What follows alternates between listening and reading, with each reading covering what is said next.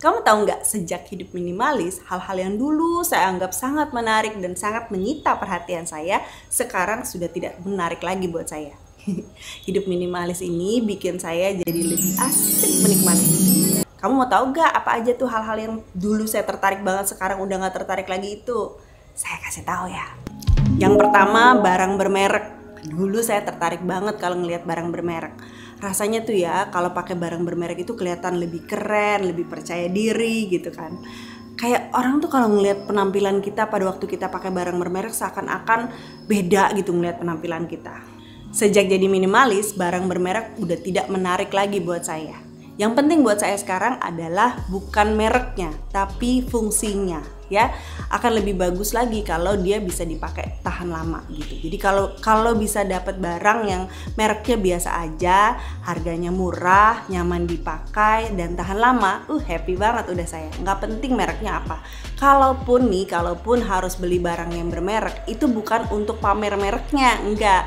Tapi karena barang itu kualitasnya bagus dan bisa dipakai untuk jangka waktu yang lama. Jadi nggak harus bolak-balik beli barang baru lagi gitu. Jadi bukan karena mereknya, tapi karena fungsinya. Yang kedua, barang diskon.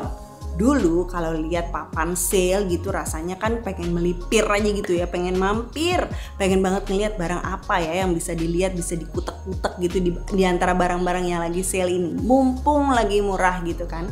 Kalau sekarang sejak jadi minimalis udah nggak tertarik lagi dengan papan sale.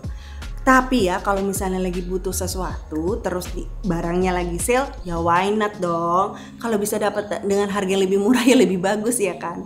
Tapi nggak lagi tuh yang sekarang tuh yang cari-cari sengaja datengin papan sale hanya untuk nyari-nyari sesuatu yang bisa dibawa pulang. Nah nanti pas dibawa pulang ternyata nyesel deh, kenapa ya kok beli barang ini padahal nggak butuh gitu kan. Ya mendingan nggak usah, karena sebetulnya kalau kita itu sedang tidak tertarik sama sale itu, kita lagi hemat 100%. Bukan hanya sekedar diskon 50% atau 20%, 100%. Karena kita jadinya nggak keluarin uang dari dompet kita untuk beli sesuatu yang sebetulnya tidak kita perlukan. Yang ketiga, barang yang lagi tren.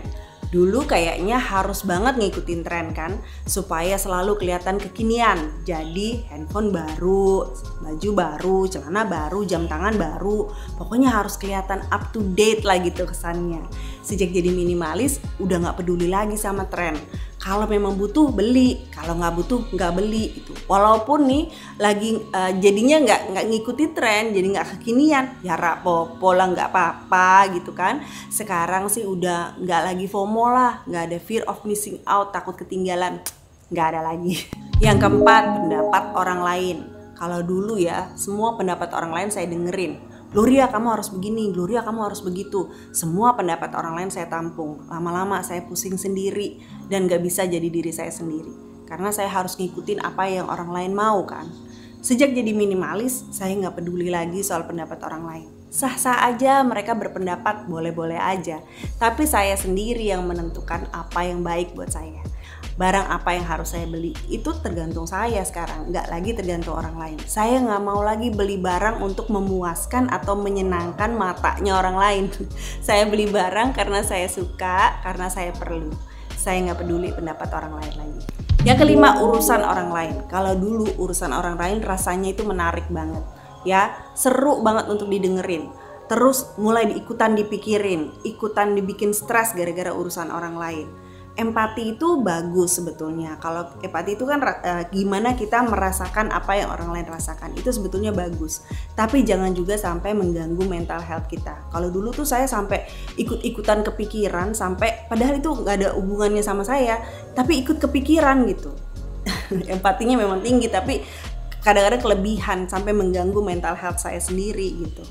Sejak jadi minimalis, saya mulai memilih-milih. Mana urusan yang saya perlu tahu, mana yang saya tidak perlu tahu. Mana yang saya bisa bantu selesaikan, mana sebetulnya yang bisa saya bantu doakan, yang mana yang saya sebetulnya tidak bisa melakukan apa-apa. Nah, untuk hal-hal yang tidak bisa saya lakukan apa-apa ya udah gitu. Saya nggak mau pikirin, udah dilepaskan aja.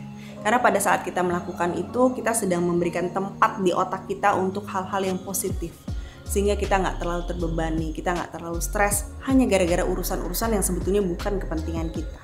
Berikutnya, berita. Kalau dulu tuh ya, saya selalu up to date soal berita. Pokoknya berita hari ini yang lagi rame apa saya harus tahu gitu. Mau berita apapun itu, berita politik kek, berita gosip selebriti kek, apalah pokoknya gitu ya. Saya harus tahu sebetulnya apa nih yang lagi rame gitu. Kenapa? Karena pada saat kita tahu nih apa yang lagi seru dibicarakan, pada waktu ngobrol sama teman-teman kan jadi nyambung kan. Tapi ya sejak jadi minimalis, saya nggak mau lagi tuh ngikutin berita. Apalagi untuk hal-hal yang sebetulnya nggak bisa dibikin apa-apa juga gitu. Ya udahlah, saya nggak mau penuh-penuhin pikiran saya dengan berita-berita gitu. Jadi berita kalau memang penting, berita itu akan datang juga ke saya akhirnya tahu juga kok gitu.